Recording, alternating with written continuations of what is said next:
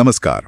आज हम Morgan Housel की किताब द साइकोलॉजी ऑफ मनी के सार से मिले कुछ बहुत ही दिलचस्प विचारों पर बात करने वाले हैं। जी। सार असल में ये बताता है कि पैसे के मामले में हम जो फैसले लेते हैं वो गणित से ज्यादा शायद हमारे बर्ताव, हमारी आदतों, हमारी भावनाओं पर टिके होते हैं। हाँ, बिल्कुल। और अच्छी बात यह है कि ये सार कहता है कि किताब की भाषा काफी सरल है, कहानियों का इस्तेमाल है, तो ये बातें सबको आसानी से समझ आ सकती हैं।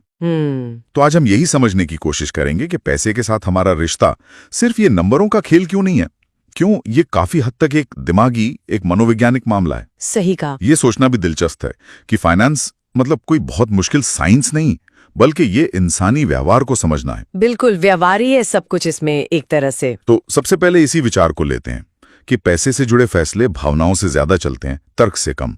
ये असल में कैसे काम करता है, फील्ड में कैसे दिखता है? हाँ, ये बहुत अहम पॉइंट है सर का।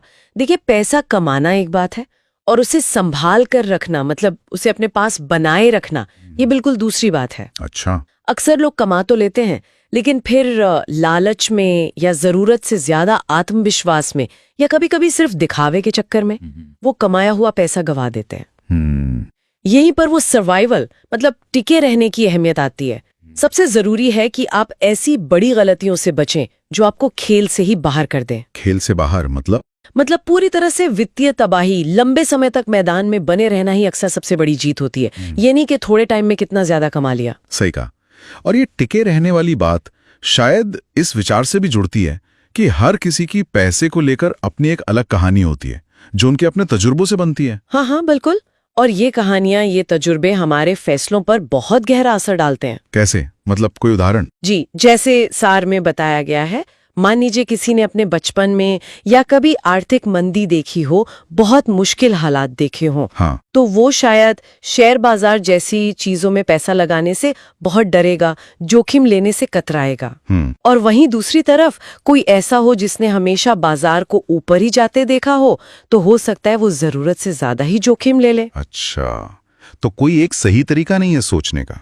नहीं, क्योंकि हर किसी का सच उसके अपने अनुभव से बनता है और वो उसी नजरिए से दुनिया और पैसे को देखता है।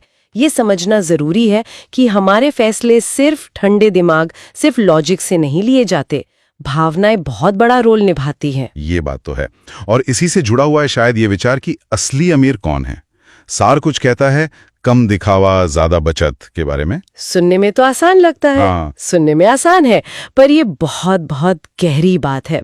सार के हिसाब से सच्ची दौलत वो पैसा है जो हमें दिखता नहीं है। दिखता नहीं है मतलब वो पैसा जो बचाया गया है, जो निवेश किया गया है। हम अक्सर महंगी कारें, बड़े घर देखकर अंदाजा लगा लेते हैं कि कोई अमीर है। हाँ, बिल्कुल। पर वो तो बस उस वक्त का खर्च दिखाता है। बिल्कुल। हमें ये नहीं पता कि उनके पीछे कितना कर्ज है या उनकी बचत कितनी है। असली दौलत तो वो है जो खर्च नहीं की गई, जिसे बढ़ने का मौका दिया जा रहा है। तो दिखावे से बचना है। बिल्कुल, अपनी कमाई से कम खर्च करना और बाकी को बचाना, निवेश करना, यही है असली दौलत बनाने का रास्ता। आसान नहीं है क्योंकि समाज में दिखावे का दबाव होता है, पर जरूरी यही है। और ये बढ़ने का मौका देने वाली बात, यहाँ कंपाउंडिंग का जिक्र आता है ना? जी हाँ। सार में वॉरेन बफेट का उदाहरण भी है। उनकी ज्यादातर दौलत सिर्फ स्मार्ट निवेश से नहीं बनी। नहीं, बिल्कुल नहीं। सार इसी बात पर जोर देता है। बफेट की ज्यादातर दौलत उनके बुढ़ापे में बनी है। क्यों? क्योंकि उन्होंने बहुत लंबे समय तक निवेश बनाए रखा। अच्छा। कंपाउंडिंग का जादू यही है। आपका पैसा वो खुद और पैसा कमाना शुरू कर देता है। शुरुआत में ये बहुत धीमा लगता है, पता भी नहीं चलता, पर सालों और दशकों में इसका असर वो कमाल का होता है। तो यहाँ इंटेलिजेंस से ज्यादा जरूरी है धैर्य और लगातार बने रहना, कंसिस्टेंसी। मतलब एक साधारण सा निवेश भी अगर दशकों तक चलता रहे तो वो असाधारण नतीजे दे सकता है। बिल्कुल। धैर्य और समय देना। और शायद इसी सब्र से जुड़ी है ये बात कि इनफ यानी कितना काफी है, ये जानना। ये क्यों इतना जरूरी बताया गया है सार में? ये शायद सबसे मुश्किल चीजों में से एक है, पर शायद सबसे जरूरी भी। सार कहता है कि और ज्यादा की कभी ना खत्म होने वाली दौड़ होती है ना। हाँ। उसमें लोग अक्सर वो चीजें भी दांव पर लगा देते हैं जिनकी उन्हें सच में जरूरत होती है, जैसे अपनी इज्जत, अपनी आजादी, परिवार के साथ समय, अपना सुकून। ऐसी चीजें पाने के लिए जो वो सिर्फ चाहते हैं, जरूरत नहीं है। बिल्कुल, वो सिर्फ चाहते हैं ये जानना कि भाई मेरे लिए कितना काफी है, मेरी जरूरतें क्या हैं, और उस सीमा पर रुक जाना, ये आपको बहुत सारे बेमतलब के जोखिमों से बचाता है।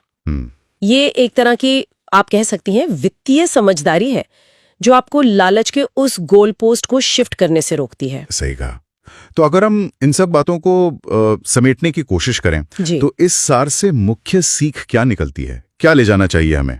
मेरे ख्याल से जो सबसे बड़ी बातें हैं वो है, पहली, पैसे को लेकर अपने खुद के व्यवहार को समझना। हम फैसले कैसे लेते हैं, भावनाएं कहाँ हावी होती हैं। ठीक है। दूसरी, लंबे समय का सोचना, धैर्य रखना, कंपाउंडिंग को अपना काम करने देना। तीसरी, दिखावे से बचना, बचत पर ध्यान देना, असली दौलत वही है जो दिखती नहीं। और चौथी और शायद सबसे जरूरी, अपने लिए काफी की एक सीमा तय करना, जानना कि कब रुकना है। तो ये सब चीजें मिलकर ही एक तरह से वित्तीय समझदारी बनती हैं। हाँ बिल्कुल, ये कोई रॉकेट साइंस नहीं है, ये व्यवहार की बातें हैं। ठीक है। तो ये सार हमें वाकई पैसे के मनोविज्ञान पर, हमारी सोच पर सोचने को मजबूर करता है। जी, और इसी सोच से जुड़ा एक सवाल शायद हम सबके लिए बनता है ना? अगर पैसा वाकई व्यवहार है जैसा कि सार कहता है, तो हमें अपने पैसे से जुड़े व्यवहार के किस पैटर्न पर, किस आदत पर सबसे पहले ध्यान देने की जरूरत है? क्या चीज है जिसे हम शायद बदलना चाहें? ये सोचने वाली बात है। हर किसी के लिए शायद इसका जवाब अलग होगा। बिल्कुल अलग होगा। पर शायद अपने पैसे से जुड़े इस दिमागी खेल को समझना, अपने मनोविज्ञान को समझना, यही वित्तीय सफर का पहला और सबसे अहम कदम है। मैं पूरी तरह सहमत हूँ।